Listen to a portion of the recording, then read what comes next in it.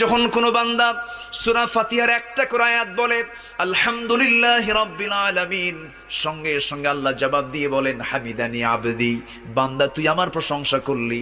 আর রহমানির রহিম যখন বলে আল্লাহ বলেন আসনা আলাইয়া আবদি। মালিক ইয়াউমিদ্দিন যখন বলে আল্লাহ বলেন মাজ্জাদানি আবদি। এরপরে যখন বলে ইয়াকা না'বুদু ওয়া ইয়াকা নাস্তাঈন পর্যন্ত যখন বলে আল্লাহ বলেন বান্দারে তুই আমার কাছে কি চাস, প্রাণ খুলে চা রে বান্দা।